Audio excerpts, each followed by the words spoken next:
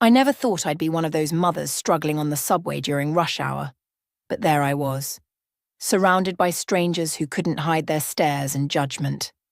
My arms ached from holding 2 grocery bags while trying to keep Owen from melting down completely. He was 3 and exhausted, his face red and wet with tears as he wailed about wanting to go home.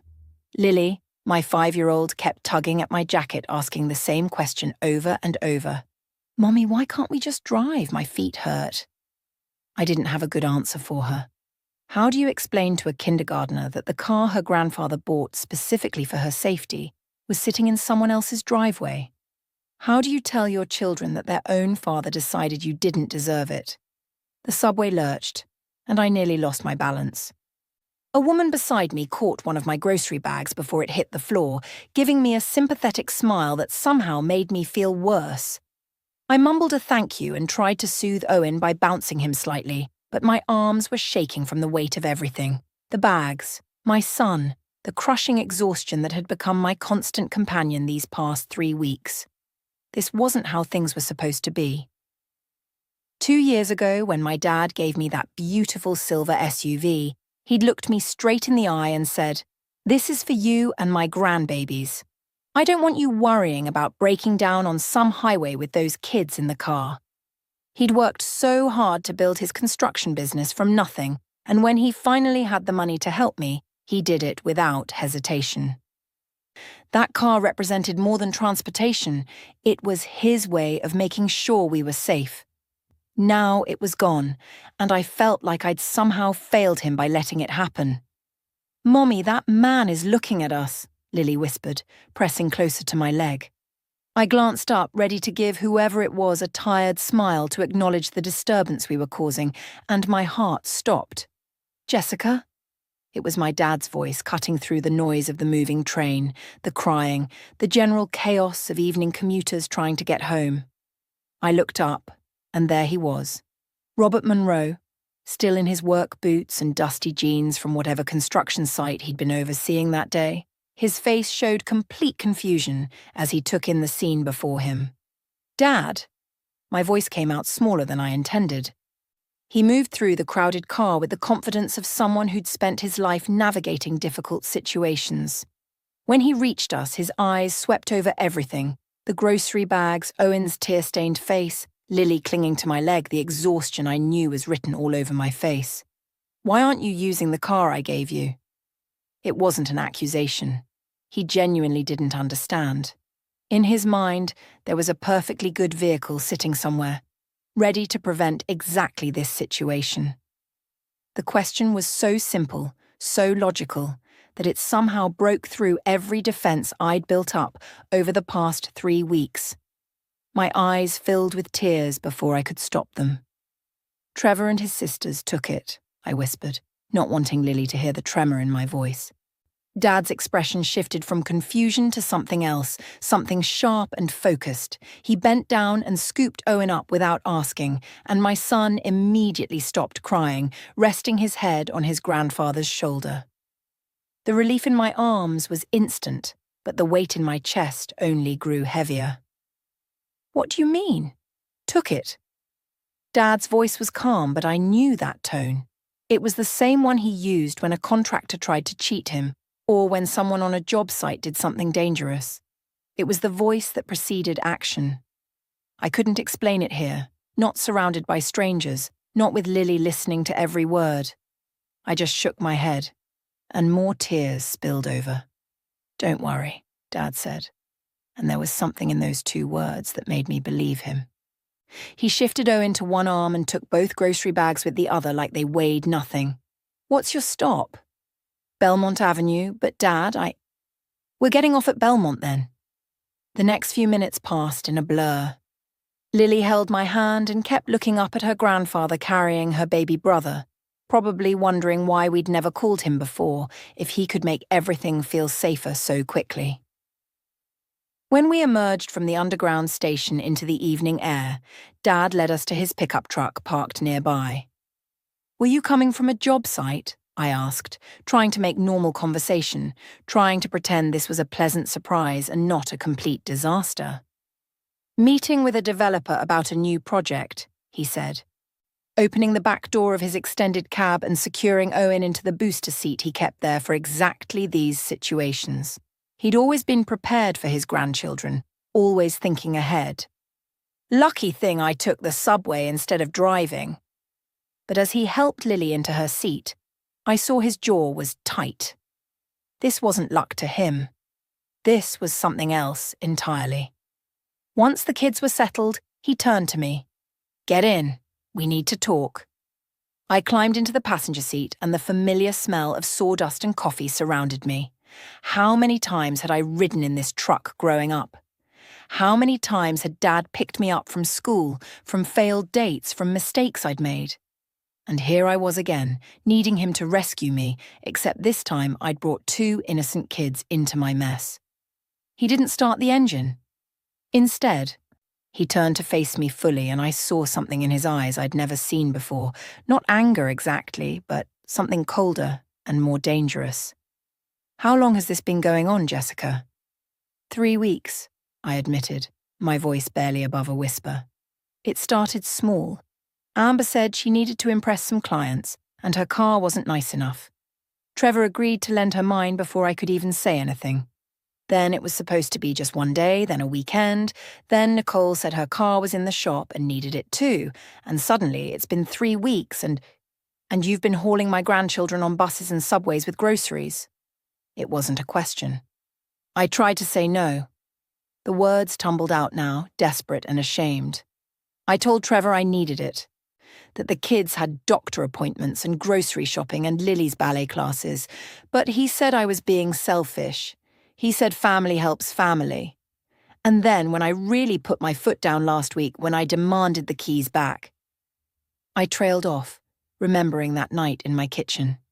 Trevor's face had been so different from the man I'd married, and Amber and Nicole standing behind him like some kind of backup force, their faces smug and satisfied. "When you demanded the keys back, what happened?" Dad's voice was dangerously quiet. "They were all there, Trevor and both his sisters. They cornered me and they said if I didn't stop being difficult, I'd see what life was like without his support. Amber called me ungrateful. Nicole said just because you had money didn't mean I was raised with any class." And Trevor just stood there agreeing with them. I was crying fully now, ugly tears that I'd been holding back for weeks. I was scared, Dad. Not physically, but the way they all looked at me, the things they said. I felt so small, so I've just been managing, taking the subway, the bus, whatever I needed to do. I told everyone the car was having problems. I didn't want anyone to know what really happened because it felt like admitting I'd completely failed it. Dad held up his hand and I stopped talking. He pulled out his phone and dialed a number, putting it on speaker. "Tom, it's Rob Monroe. I need you to find out everything you can about Trevor Hayes and his sisters, Amber and Nicole Hayes. Everything. Financial records, legal issues, whatever you can dig up. I'll pay whatever it takes. And I need it fast." He hung up and finally looked at me again. "You didn't fail at anything, sweetheart. But this ends now." Everything had seemed so normal that Sunday afternoon 3 weeks ago. Trevor had insisted we go to his parents' house for dinner, even though I'd mentioned wanting to have a quiet weekend at home with the kids. But he'd been insistent, saying his mum really wanted to see the children. And I'd learned that disagreeing about family visits usually wasn't worth the argument that followed. The Hayes family home was exactly what you'd expect from people who valued appearance above almost everything else. Perfectly landscaped lawn, furniture that looked expensive but wasn't comfortable, and family photos arranged just so on every available surface. Trevor's mother, Patricia, had greeted us at the door with her usual air kisses that didn't actually touch my cheeks, while his father, Donald, barely looked up from his newspaper. Amber had arrived 20 minutes after us, making her entrance like always, complaining loudly about a client who just didn't understand the value of premium real estate. She worked as a real estate agent, though from what I could tell, she spent more time taking selfies in expensive houses than actually selling them. "Oh, Jessica, I love that sweater," she'd said when she saw me, in that tone that somehow made a compliment sound like an insult. So brave of you to wear something so casual to family dinner. I'd been wearing a nice cream cardigan over a dress, but somehow Amber made me feel like I'd shown up in pajamas. Nicole arrived last, as usual. Her dental hygienist scrubs traded for designer jeans and a top that probably cost more than my weekly grocery budget. She and Amber immediately huddled together, whispering and giggling about something on Nicole's phone, occasionally glancing at me in a way that made my skin crawl. Dinner had been fine. Patricia's pot roast, polite conversation about Trevor's work, the kids being relatively well behaved. I'd started to relax, thinking maybe I'd worried about nothing. Then came dessert. "So," Amber said, setting down her fork and fixing me with that calculated smile she wore when she wanted something. "I have this amazing opportunity coming up. Really high-end clients looking at properties in the $1 million range. They're flying in from California, and first impressions are everything in this business."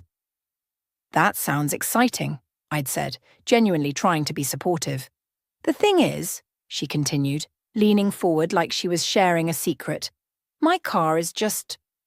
well, it's fine for every day, but it doesn't exactly scream success, you know? I need something that looks the part." I felt Trevor shift beside me, and somehow I knew where this was going before Amber even finished her sentence. "That SUV of yours would be perfect," she said, her tone light and casual, like she was asking to borrow a cup of sugar. "Just for a few days while I show these clients around. You understand how important image is, right?"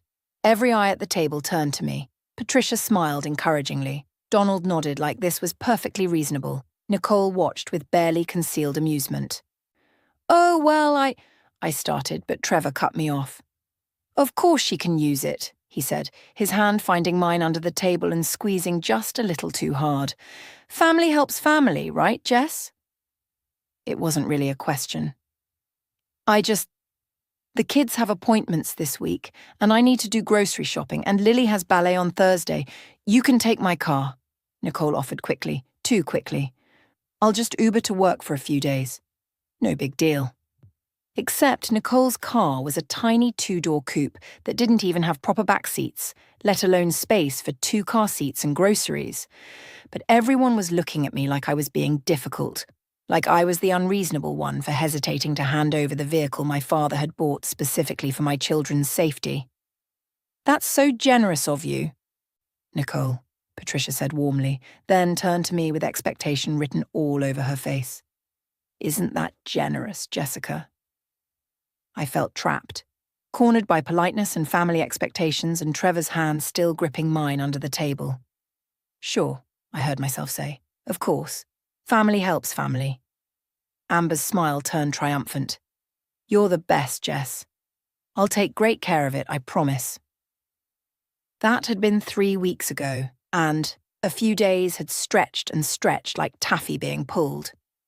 First, Amber needed it through the weekend because the clients wanted to see more properties. Then she needed it for another week because she had more showings lined up. Then suddenly Nicole's car actually was in the shop, or so she claimed, and she needed to borrow it too. Every time I asked Trevor when I'd get my car back, he'd get defensive. "Why are you being so selfish about this?" he'd snapped one evening while I was making dinner. "My sister is trying to make a big sale that could really help her career, and you're worried about driving to the grocery store." "It's not just the grocery store," I'd protested quietly, stirring the pasta sauce and not looking at him. "It's the kids' activities, their appointments. Your father bought that car specifically because—" "Your father," he'd corrected sharply. "Your father bought it, yes, and he thinks that means he can control everything, doesn't he? Well, you're part of the Hayes family now, Jessica. That means what's yours is ours." That logic had made my head spin, but I'd learned that arguing with Trevor when he was in that mood only made things worse. So I'd adjusted. I'd figured out bus routes and subway schedules. I'd learned which grocery stores were closest to which stations. I'd carried Owen when he got too tired to walk and held Lily's hand through crowded platforms and pretended everything was fine. Until last Wednesday, when I'd finally broken. Amber had posted photos on social media, her and Nicole in my car at some wine bar downtown with the caption, "Sisters who slay together stay together." Not showing properties, not with clients, just out having fun in the vehicle they'd guilted me into lending them. I'd shown the photos to Trevor that night after the kids were in bed. "I need the car back," I'd said, trying to keep my voice steady. "This was supposed to be for a few days for work, and they're just using it to go out. I need it back, Trevor." His face had darkened immediately. "Are you serious right now? You're going to make a big deal about this? It's been 3 weeks. I've been taking 2 small children on public transportation in the heat, carrying groceries, and your sisters are using my car to go drinking downtown. Yes, I'm serious." I hadn't meant to raise my voice, but the frustration had finally boiled over, and that's when everything changed. Trevor had pulled out his phone and made a call. "Hey, Amber. Yeah, can you and Nicole come over? We need to have a family discussion." They'd arrived within 30 minutes, like they'd been waiting for the call. And suddenly I was facing all 3 of them in my own kitchen. Trevor standing with his arms crossed, Amber leaning against the counter with that superior smirk, Nicole examining her nails like this was boring but necessary. "So Jessica has decided to be difficult about the car situation," Trevor announced, like I wasn't even there. "Really?" Amber's eyebrows shot up in mock surprise. "After everything we've done for her? What have you done for me?" The question escaped before I could stop it. The temperature in the room dropped 10 degrees. Nicole stopped examining her nails and looked at me like I'd just said something obscene. Amber's smirk vanished, replaced by something cold and sharp. Trevor's jaw clenched so tight I could see the muscle jumping beneath his skin. "What have we done for you?" Amber repeated slowly, pushing off from the counter and taking a step toward me. "Are you actually asking that question right now?" "We welcomed you into this family," Nicole added, her voice dripping with false sweetness. "Even though you came from nothing." "I didn't come from nothing," I said quietly, but my voice was shaking. "My dad worked hard for everything he has." "Oh, your dad?" Amber laughed, but there was no humor in it. "Yes, let's talk about your dad. New money. Construction worker who got lucky. Just because he has money now doesn't mean you were raised with any class, Jessica. We all see how uncomfortable you are at family events, how you don't know which fork to use, how you—" "That's enough," I interrupted, feeling heat rise in my cheeks. "This isn't about class or forks or whatever superiority you think you have. This is about my car that you've been using for 3 weeks when you said you needed it for a few days." Trevor moved closer, and I instinctively took a step back. I'd never been physically afraid of him before. But something in his eyes that night was different, harder, like he was looking at an obstacle instead of his wife. "Here's what's going to happen," he said, his voice low and controlled. "You're going to stop making problems. You're going to stop being selfish and ungrateful. Because if you don't, you're going to see what life looks like without my support." "What does that mean?" I whispered. "It means," Nicole chimed in, examining her nails again like this conversation was beneath her, "that you might want to think about who pays the mortgage on this house, who has the career with benefits, who has the family connections that matter." My mind raced. Yes, Trevor's name was on the mortgage, but I'd put down half the down payment from my savings. Yes, he had benefits through his job, but I worked too. I was a teacher. And that mattered. And family connections. What did that even mean? "Are you threatening me?"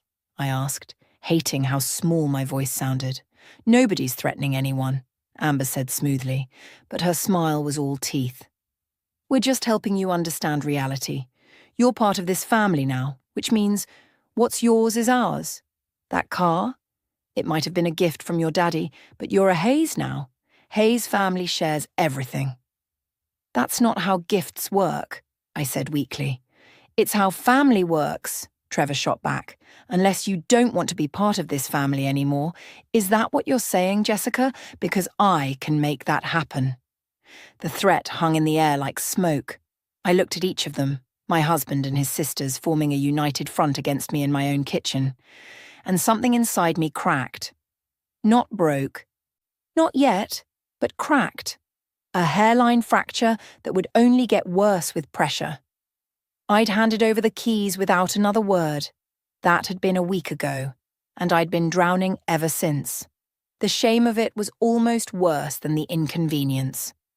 I'd stopped answering my dad's calls because I knew he'd hear something wrong in my voice. I'd made excuses to my friends about why I couldn't meet up, why I was always rushing, why I looked so tired.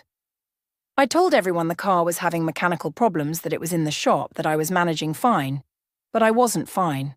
I was breaking apart piece by piece, and the worst part was that I'd let it happen. I'd handed over those keys because I was scared, not of physical violence, but of something harder to define. The threat of being cut off, isolated, labelled as the problem when I was just trying to protect what was mine. Now, sitting in my father's truck with Owen and Lily buckled safely in the back, watching Dad's face as he processed everything I'd told him, I felt that crack inside me widen just a little more. "Don't go home tonight," Dad said after a long moment of silence. His voice was calm, but I could see his hands gripping the steering wheel tight enough to make his knuckles white. "Pack bags for you and the kids. Stay at my house." "Dad, I can't just—" "Yes, you can." He turned to look at me and his eyes were fierce. "Jessica, listen to me very carefully. What you just described isn't a family disagreement. That's intimidation. That's financial abuse. And I'm not going to let it continue for one more day. But Trevor will what? Come to my house and demand you come back? I'd love to see him try." Dad started the engine. "I'm taking you home right now. You're going to pack whatever you and the kids need for a few days. I'll wait outside. Then you're coming to my place while I figure out exactly what we're dealing with." "What do you mean, figure out what we're dealing with?" He glanced at me, and there was something in his expression I'd rarely seen. The same look he got when someone tried to cheat him on a contract or when a safety violation put his workers at risk. It was the look of a man who'd built something from nothing and wasn't about to let anyone take advantage of his family. "That phone call I made, that was to Tom Riley. He's a private investigator I've used for business dealings. Good at finding information people don't want found." Dad pulled into traffic, heading toward my neighborhood. "If Trevor and his sisters felt comfortable cornering you in your own home and threatening you over a car, this isn't about the car, Jessica. There's something else going on. Money problems, maybe. Something that made them desperate enough to bully you." "You think Trevor's in financial trouble?" "I think a man who has to threaten his wife and recruit his sisters to back him up is a man who's hiding something." Dad's voice was grim, "and I'm going to find out what it is." We drove in silence for a few minutes. In the back seat, Lily was singing softly to Owen, some song from her kindergarten class. They had no idea what was happening, no idea their world was about to shift. Part of me wanted to tell Dad to forget it, to just take me home so I could pretend everything was normal. But another part, the part that was tired of being small and scared and constantly apologizing for taking up space, knew he was right.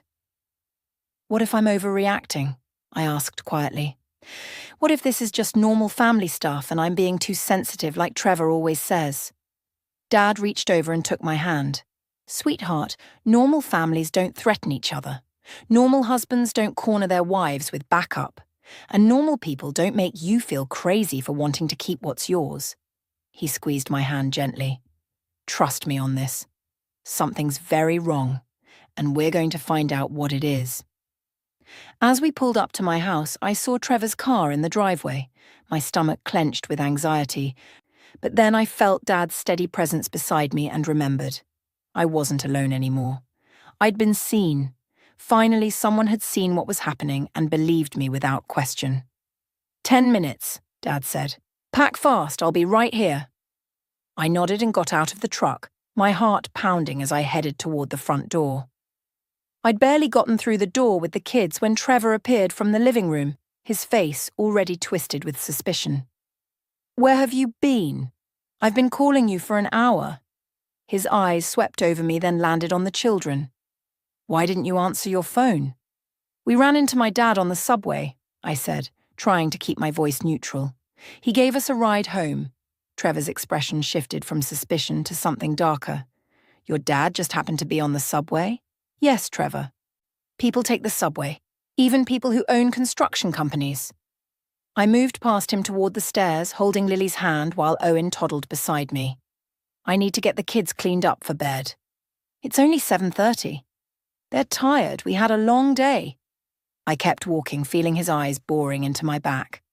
We need to talk, he called after me. After I get them settled. I heard him mutter something under his breath, but I didn't stop. In the kids' room, I pulled out their small suitcases from the closet, the ones we used for weekend trips to visit my dad. My hands shook as I started throwing in clothes, trying to remember what they'd need. Pajamas, clothes for a few days, their favourite stuffed animals, toothbrushes. "Mommy, are we going to Grandpa's house?" Lily asked, her eyes bright with excitement. "Yes, baby." "Just for a little visit." "Can we see his truck? The big one with the crane?" "Maybe. We'll see."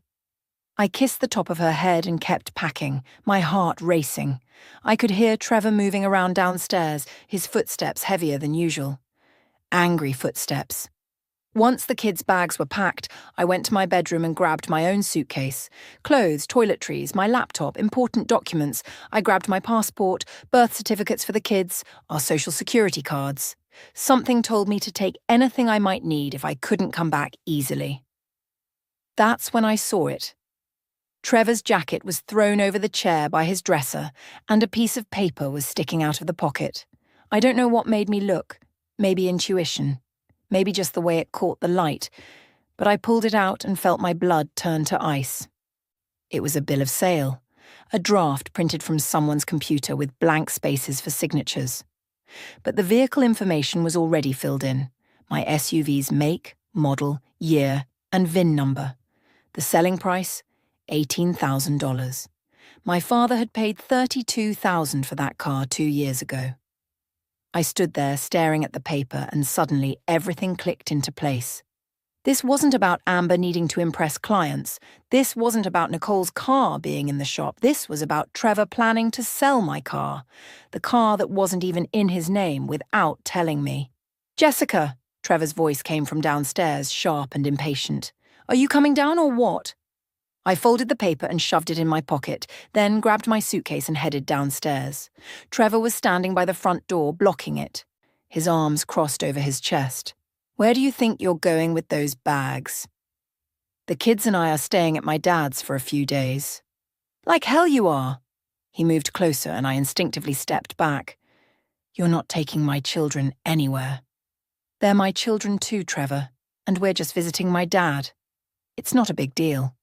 "It is a big deal when you're acting crazy and irrational." His voice rose. "First you make a scene about the car. Now you're running to Daddy like a child. When are you going to grow up, Jessica?"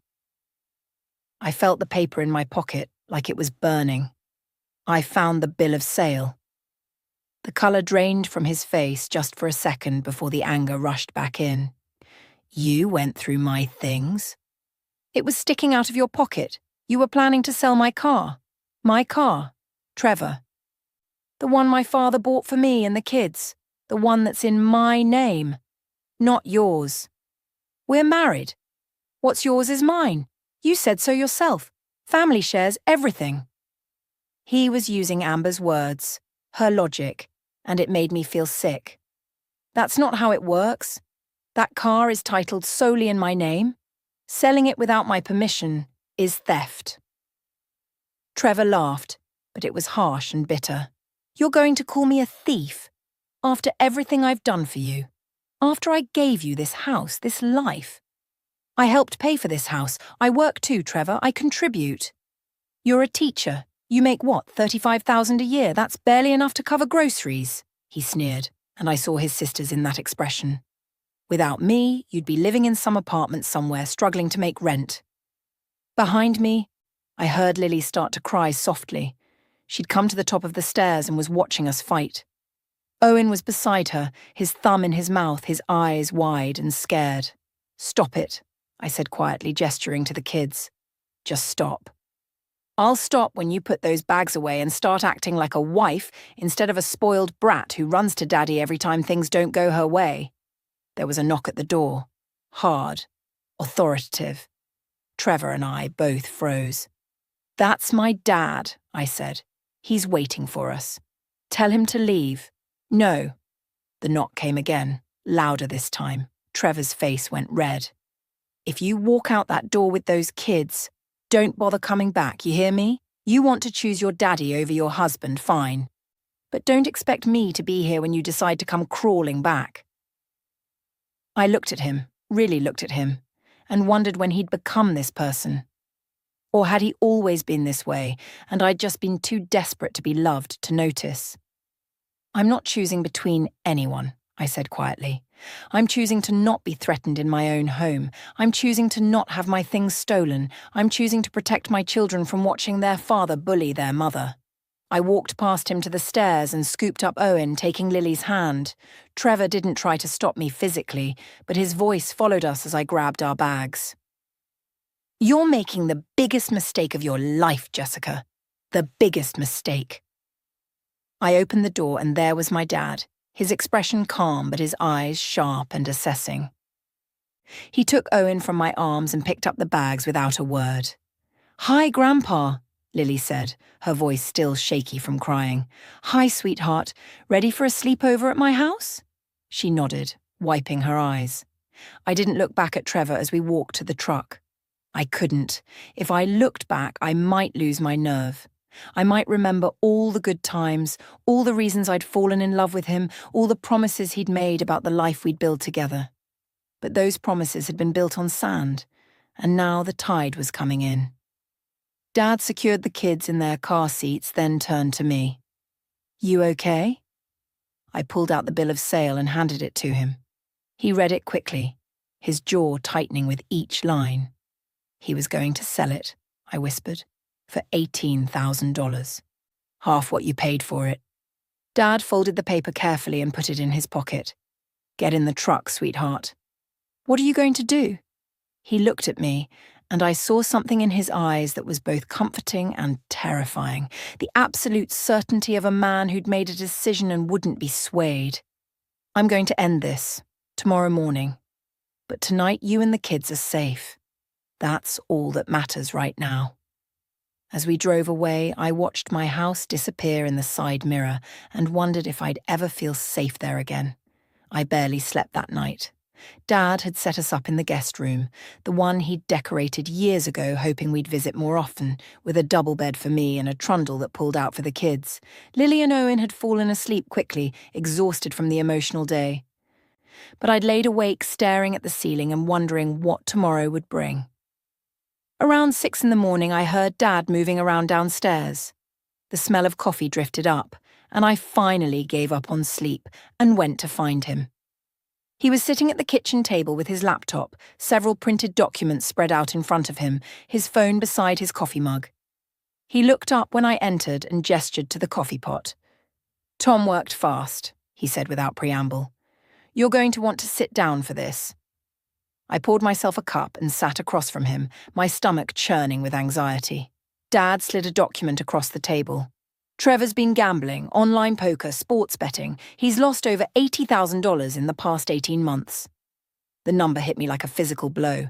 80,000. How is that even possible? Credit cards, a loan he took out without telling you, and... Dad paused, his expression grim. "He's been draining your joint savings account, little by little so you wouldn't notice." I thought about all the times Trevor had insisted on handling the finances, saying I had enough to worry about with work and the kids. How he'd gotten annoyed when I asked to see bank statements. How he always changed the subject when I mentioned saving for the kids' college funds. There's more. Dad pulled out another document, printouts of text messages. "Tom has a contact at Amber's real estate agency. She's been involved in some questionable dealings, inflating appraisal values, hiding property defects from buyers. Her broker's been investigating her, and she could lose her license. And Nicole? Fired from her last dental office for insurance fraud. She was billing for procedures that were never performed. The office didn't press charges because she agreed to leave quietly. But it's documented." I stared at the evidence spread across the table, the financial records, the text messages, the background reports. My husband and his sisters weren't just bullies. They were desperate, cornered people making increasingly bad decisions. They needed that car, I said slowly, understanding dawning. Trevor needs money to pay off his debts, and they figured selling it was easier than explaining where all our savings went. That's exactly what Tom thinks. And here's the thing, Jessica. That car is titled solely in your name. If Trevor sold it without your permission, that's not a civil matter, that's criminal. Auto theft. Dad's phone buzzed. He glanced at it and stood up. That's my lawyer. She's downstairs. We're going to your house this morning and we're settling this. Dad, I don't know if... I do know. He came around the table and crouched beside my chair, taking my hands. Sweetheart, I let you marry him because you were an adult, and it was your choice. I didn't say anything when I noticed him being controlling because I thought maybe I was being overprotective. But I won't stand by and watch you be threatened and stolen from. Not anymore. Tears burned my eyes. I feel so stupid. You're not stupid. You're kind, and you wanted to believe the best in people. That's not a character flaw, Jessica. That's who you are, and it's beautiful. But kindness doesn't mean letting people walk all over you. 2 hours later, I was standing on my own front porch with my father, his lawyer, a sharp-eyed woman named Patricia Chen, and a police officer named Martinez, who Dad apparently went to high school with. This is just a civil standby, Officer Martinez explained to me quietly. I'm here to make sure nothing gets out of hand while you collect your belongings and have this conversation. I can't get involved in the domestic dispute itself unless someone breaks the law. Dad knocked. Loud, authoritative. After a moment, Trevor opened the door. His eyes widened when he saw the group assembled on his porch, then narrowed with anger when they landed on me. What is this? He demanded. This is a conversation, Dad said calmly. Are we doing it out here? Or can we come inside? Trevor looked like he wanted to slam the door, but the presence of a police officer seemed to change his mind. He stepped back, and we entered. I could hear voices from the kitchen. Amber and Nicole were already here. Of course they were. The sisters appeared in the doorway, their faces shifting from confusion to alarm when they saw our group. What's going on?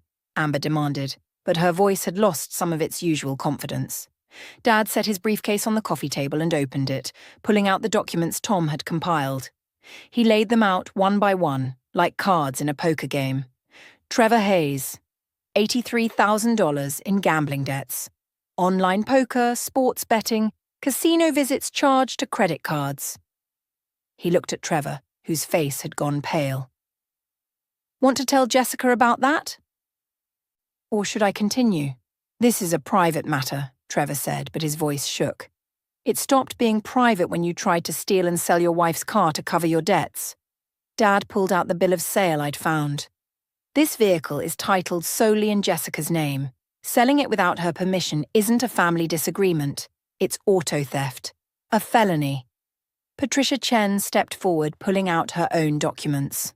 Mr. Hayes, I'm Patricia Chen, representing Mrs. Hayes. We're prepared to file for legal separation immediately. We also have grounds for fraud charges given your systematic depletion of joint marital assets without disclosure. You can't prove that, Trevor said, but he was sweating now. Actually, we can. Dad pulled out bank statements highlighted in yellow. Every withdrawal, every transfer, every credit card payment to online gambling sites, it's all here. Amber found her voice. This is harassment. You can't just barge in here with threats and... Ms. Hayes, Patricia Chen turned to her with a cold smile. Perhaps you'd like to discuss the complaints filed against you with the Real Estate Commission. Or we could talk about inflated appraisals on the Morrison property, the lakeside condo deal. Amber's face went white. And Nicole Hayes, Patricia continued, should we discuss why you left your previous employment at Bright Smile Dental? The insurance fraud investigation they chose not to pursue in exchange for your quiet resignation. Nicole looked like she might be sick. The room fell silent. I watched Trevor's face cycle through emotions. Anger, fear, desperation. Finally, he looked at me. Jess, come on. We can work this out. You don't need to do this. Where are my car keys? I asked quietly. Baby, let's just talk about this. Family counselling or something. We can fix this. The keys, Trevor. He stared at me for a long moment, and I saw the exact second he realised I wasn't backing down. Not this time. Not ever again. He pulled the keys from his pocket and threw them on the coffee table. They landed with a metallic clatter that sounded like the ending of something. Dad picked them up and handed them to me. The weight of them in my palm felt like reclaiming a piece of myself I'd lost. Here's what's going to happen, Patricia Chen said, her voice crisp and professional. Mrs. Hayes is filing for legal separation today. Given the financial deception and the attempted theft, we're asking for full custody of the minor children, child support, and division of actual marital assets, meaning assets that existed before Mr. Hayes gambled them away. If you contest any of this, Dad added, his voice quiet but steel underneath, we file criminal charges for attempted auto theft. We also make sure the relevant professional boards know about Amber's real estate violations and Nicole's insurance fraud. Your choice. Trevor looked at his sisters. Amber was staring at the floor, all her swagger gone. Nicole's hands were shaking. You can't do this, Trevor said, but there was no strength behind it anymore. Those are my kids. Those are children who watched their father threaten their mother, I said, and my voice didn't shake. Children who saw their mother struggling on the subway with groceries because you and your sisters decided my car was yours to take. Children who deserve better than learning that bullying and stealing are okay if you call it family. Trevor's shoulders slumped. The fight went out of him all at once, and I realised he'd only ever been strong when he had backup, when he could corner someone weaker. Faced with actual consequences, he had nothing. Mr. Hayes? Patricia Chen prompted. Do we have an agreement, or do we proceed with criminal charges? Fine, he said finally, the word barely a whisper. Fine. Just make it go away. The debt? Dad's laugh was harsh. That's your problem, son, but you'll leave Jessica and my grandchildren alone while you figure it out. Officer Martinez, who'd been standing silently by the door, finally spoke. Mr. Hayes, I'm going to strongly suggest you cooperate with these proceedings. Speaking as someone who's seen domestic situations escalate, you don't want this to get worse. Trevor just nodded, defeated. We left 20 minutes later, after I'd quickly gathered more clothes and important items. As I walked out carrying a box of the kids' toys, I passed Trevor sitting on the couch, his head in his hands. Part of me, the part that had loved him, that had believed in our future together, felt sad. But a bigger part felt free. Dad loaded everything into my SUV, with my keys that I'd reclaimed. What happens now? I asked. Now? We get your life back on track, he smiled. But first, let's go pick up those grandkids of mine. I promised Lily she could see the crane truck. I hugged him tight, right there in the driveway, and whispered, Thank you. Always, sweetheart, he said. Always. 3 months later, I was buckling Owen into his car seat, in my car, the one I drove every day now, when Lily asked, Mommy, are we having dinner at Grandpa's again? We are, I confirmed, kissing her forehead. Is that okay? It's the best, she said seriously. Grandpa makes the best spaghetti. I laughed and climbed into the driver's seat. The divorce had been finalised last week. Trevor's parents, horrified by what their son had done and embarrassed by their daughter's involvement, had quietly settled everything in my favour to avoid criminal charges and public scandal. I had the car, full custody, child support from Trevor's actual income, and half of what remained of our marital assets. More importantly, I had my dignity back. I'd started therapy. I'd reconnected with friends I'd drifted away from. I'd stopped apologising for taking up space or having needs. And every week, we had dinner at Dad's house, because family wasn't about obligation or control. It was about showing up for each other. As I drove through the city toward Dad's house, the evening sun painting everything gold, Lily started singing in the back seat. Owen joined in with his toddler babble. And I realized something. That awful day on the subway, when Dad had found us at our lowest point, hadn't been the worst moment of my life. It had been the beginning of getting my life back. I pulled up to Dad's house and he was already on the porch, waving. Lily unbuckled herself and ran to him, chattering about her day at school. Owen toddled after her, arms outstretched for his grandfather. Dad caught my eye over the kids' heads and smiled. I smiled back, feeling genuinely happy for the first time in years. Sometimes you need someone to see you at your worst to find the strength to become your best. And sometimes the person who gave you your first ride in life is the same person who helps you reclaim the driver's seat when you've lost your way.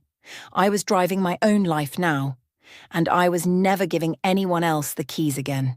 I never thought I'd be one of those mothers struggling on the subway